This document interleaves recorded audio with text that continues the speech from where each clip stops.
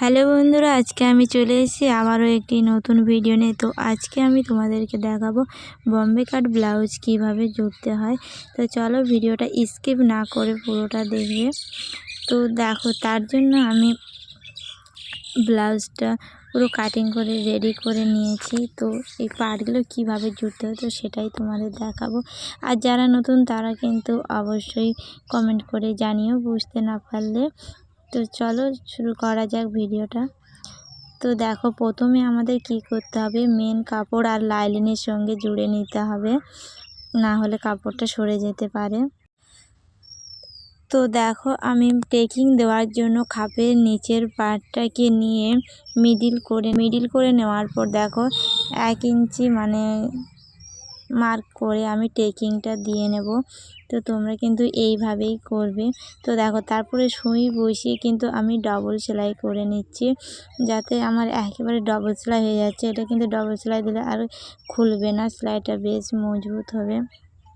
তো আমি সেম প্রসেসে দুটো সেলাই করে নেব। তো দেখো, তো যারা নতুন তাদেরকে বলো অবশ্যই দেখে নেবে কোন দিকটা আমি টেকিং দিচ্ছি। তো দেখো, যে সাইডটা আমাদের নিচের দিকে আছে সেটা কিন্তু সমান দিক, আর একটা আছে ঢাল দিক। তো তোমরা কিন্তু 1 ইঞ্চি টেকিংটা কিন্তু ওই সমান দিক থেকেই দেবে, নইলে কিন্তু খাপ একদম ভুলভাল হয়ে যাবে।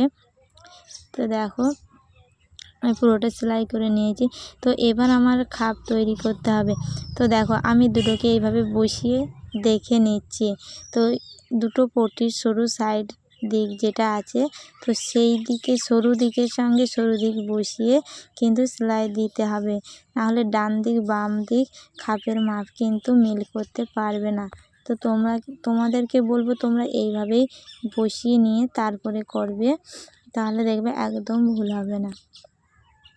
তো তোমরা এইভাবে সেম প্রসেসে সুচ বসিয়ে ডবল সেলাই একেবারে দিয়ে নেবে।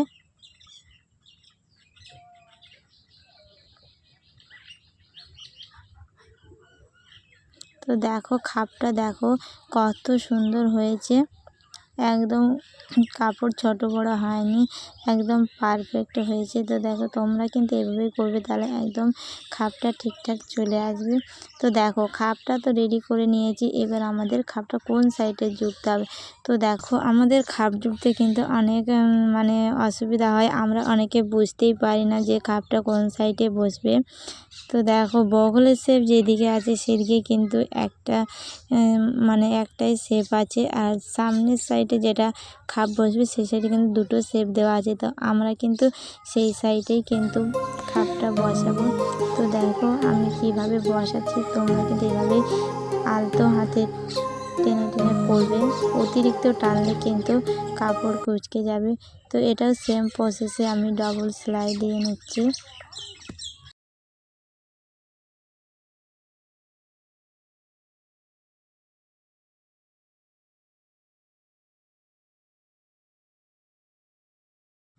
তো দেখো, খাপটা জুড়ে নেওয়ার পর কত সুন্দর খাপটা রেডি হয়েছে। তো তোমরা কিন্তু এভাবেই করবে। তো তারপরে চলে আসলো আমার বেল্টটা জোড়া নিয়ে। তো দেখো, বেল্টটা আমাদের যেহেতু এক সাইড চওড়া দিক থাকে, তো দেখো যে দিকটা চওড়া দিক আছে, তো আমি সেই দিকটা হুকের ঘরের দিকে দিয়ে সেলাই করে নেব। আর এটা যেহেতু চওড়া আছে, তো তার মাথাটা একটু 1/2 ইঞ্চি উপরে ঠেলে দিয়ে নিয়ে তারপরে কিন্তু সেলাই করতে হবে।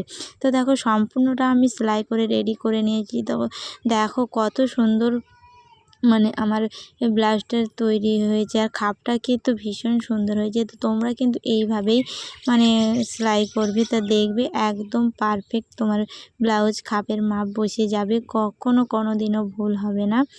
আর আমার ভিডিও যদি তোমাদের ভালো লাগে অবশ্যই লাইক কমেন্ট এবং শেয়ার করবে। দেখো, আমি এক সাইডে পার্ট তো রেডি করে নিয়েছি, আর একটা পার্ট তো আমি আগেই রেডি করে নিয়েছি। তো আমাদের দুটো পার্ট একেবারে কমপ্লিট করে নিয়েছি। তো আজকের ভিডিওটা তোমাদের কেমন লাগলো অবশ্যই জানিও। দেখা হচ্ছে পরের ভিডিও। দেখো, ব্লাউজের ফাইনাল লুকটা তোমাদের একবার দেখিয়ে দিই ভিডিওটা শেষ করার আগে। তো দেখো, ব্লাউজটা আমি একটা বো লাগিয়ে দিয়েছি। তো বোটা দিয়ে তো কিন্তু খুবই সুন্দর লাগছে ব্লাউজটা। আর আমি এরকম রেড কালারের পাইপিং দিয়ে রেডি করে নিয়েছি।